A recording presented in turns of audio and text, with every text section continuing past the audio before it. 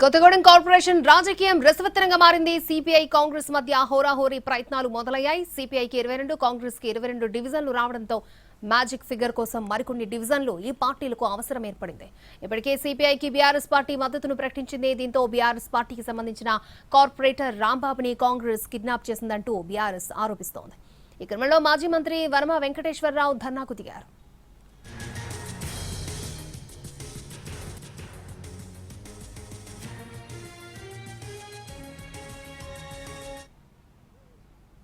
Kothagudem corporation రాజకీయం రసవత్తరంగా మారింది. సిపిఐ కాంగ్రెస్ మధ్య హోరాహోరీ ప్రయత్నాలు స్టార్ట్ అయ్యాయి. సిపిఐకి 22, కాంగ్రెస్ కి 22 డివిజన్లు రావడంతో మ్యాజిక్ ఫిగర్ కోసం మరికొన్ని డివిజన్లు ఈ పార్టీలకు అవసరం ఏర్పడింది. ఇప్పటికే సిపిఐకి బీఆర్ఎస్ పార్టీ మద్దతును ప్రకటించింది. దీంతో బీఆర్ఎస్ పార్టీకి సంబంధించిన కార్పొరేటర్ రాంబాబుని కాంగ్రెస్ కిడ్నాప్ చేసిందంటూ బీఆర్ఎస్ ఆరోపిస్తోంది. రైట్, తాజా సమాచారం మా ప్రతినిధి ఖమ్మం నుంచి భూపాల్ మనకి అందిస్తారు. భూపాల్. అక్షయ్, కొత్తగూడెం కార్పొరేషన్ విషయంలో మొట్టమొదటిసారిగా కార్పొరేషన్ ఏర్పడింది. ఈ కార్పొరేషన్ కైవసం చేసుకునేందుకోసం సిపిఐ కాంగ్రెస్ అయితే హోరాహోరీ ప్రయత్నాలు ప్రారంభిస్తున్నాయి. ఇక్కడ సిపిఐ కాంగ్రెస్ మిత్రపక్షం ఉన్నప్పటికీ కొద్దిసేపటి క్రితమే మంత్రి పొంగులేటి శ్రీనివాసరెడ్డి హైదరాబాద్ కేంద్రంగా మీడియా సమావేశంలో అక్కడ సిపిఐ మాకు మిత్రపక్షం అని కూడా ప్రకటించారు. అయినప్పటికీ ఈ ఎన్నికల్లో సిపిఐ కాంగ్రెస్ వేరువేరుగా పోటీ చేసింది. పోటీ చేసి సమానమైన కార్పొరేట్లు అయితే దక్కించుకుంది. సిపిఐకి 22, కాంగ్రెస్కి 22 వచ్చినప్పటికీ ఇది వ్యూహాత్మకంగా బీఆర్ఎస్ మాత్రం సిపిఐ నుంచి అంటే కాంగ్రెస్ నుంచి సిపిఐని విడదీయడం కోసం వ్యూహాత్మకంగా ఇప్పటికే అంటే సిపిఐకి మేయర్ స్థానం కోసం బేషరతుగా మేము ఆ పార్టీకి మద్దతు ఇస్తున్నామని ప్రకటించారు. ఈ నేపథ్యంలో కొద్దిసేపటి క్రితమే సిపిఐకి బీఆర్ఎస్ మద్దతు ఇచ్చిన నేపథ్యంలో అంటే బీఆర్ఎస్కి సంబంధించిన కార్పొరేట్లు అంటే 8 మంది కార్పొరేట్లు గెలిచారు. ఈ 8 మంది కార్పొరేట్లతో మాజీ మంత్రి వనమ వెంకటేశ్వరరావు ఇంట్లో కొద్దిసేపు క్రితం సమావేశం అయితే జరిగింది. మరోవైపున సిపిఐ పార్టీకి సంబంధించి కూడా సిపిఐ పార్టీ కార్యాలయాలు కూడా సమావేశం జరిగారు. ఈ నేపథ్యంలో ఇది ఒకవైపు కొనసాగుతుండగానే అంటే పాల్వంచకు సంబంధించిన నవభారత్ ఏరియాకి సంబంధించి అంటే 32వ డివిజన్ కార్పొరేట్ గుగులో రాంబాబు, ఈ రాంబాబుని కాంగ్రెస్ సంబంధించిన వాళ్ళు తీసుకుని పెళ్లారనేది ఇప్పుడు బీఆర్ఎస్ ఆరోపిస్తుంది. ఈ నేపథ్యంలో మాజీ మంత్రి వనమ వెంకటేశ్వరరావుతో పాటు ఆయన కొడుకు రాఘవ అదేవిధంగా బీఆర్ఎస్ కార్యకర్తలు అందరూ కూడా గగ్లోతు రాంబాబు ఇంటికి వెళ్లి ధర్నా చేయడం జరిగింది. దీనికి సంబంధించి ఎమ్మంటనే విడుదల చేయాలని అతన్ని ఎమ్మంటే పంపించాలని కూడా డిమాండ్ చేస్తున్నారు. కేవలం అంటే ఇక్కడ మ్యాజిక్ ఫిగర్ అనేది 30 డివిజన్లు అవసరం ఉంది. మొత్తం 60 డివిజన్లో 31 డివిజన్లు 31 డివిజన్లు ఉంటేనే మేయర్ పదవి వరిస్తుంది.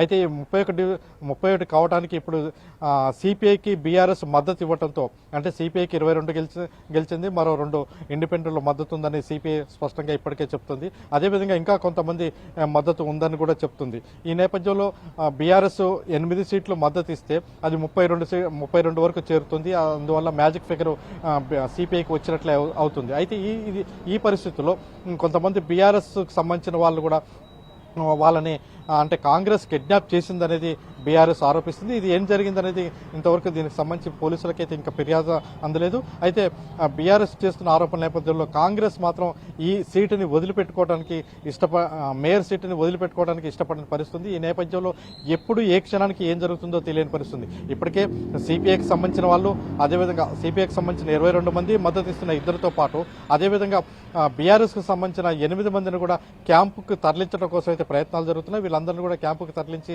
అదేవిధంగా అంటే 16వ తారీఖు నాడు జరిగే మేయర్ ఎన్నికకు సంబంధించి ఆ రోజు తీసుకొచ్చే అవకాశం ఉంది.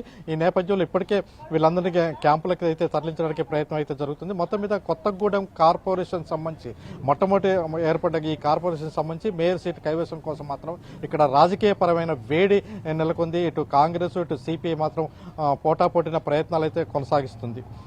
అక్షయ్, భూపాల్, అసలు ఎప్పుడు క్లారిటీ వచ్చే అవకాశం ఉందంటారు ఇంతకీ? వాస్తవానికి ఇప్పుడున్న పరిస్థితుల్లో ప్రత్యేక పరిస్థితుల్లో చూసినట్టయితే కొత్తగూడెంకి సంబంధించి ఇప్పుడైతే సిపిఐకి అయితే ఫుల్ ఫ్లెడ్జ్గా క్లారిటీ అంటే బీఆర్ఎస్ సపోర్ట్ ఇస్తుందని ప్రకటించింది. ఆ బీఆర్ఎస్ సపోర్ట్తో ఫుల్ ఫ్లెడ్జ్గా క్లారిటీ అయితే వచ్చింది.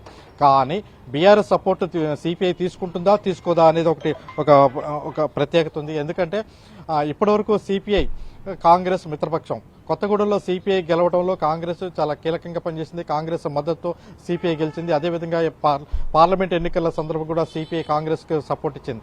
కానీ రాష్ట్ర వ్యాప్తంగా అన్ని చోట్ల కూడా సిపిఐ కాంగ్రెస్ అలయన్స్ ఉన్నప్పటికీ కొత్తగూడెం విషయంలోకి వచ్చేసరికి కొంత సిపిఐ కాంగ్రెస్ మధ్య విభేదాలు ఏర్పడాయి. మొన్న పంచాయతీ ఎన్నికల్లో కూడా విభేదాలు ఏర్పడి విడివిడిగా పోటీ చేశారు. ఇప్పుడు కార్పొరేషన్ ఎన్నికల్లో కూడా విడివిడిగా పోటీ చేశారు.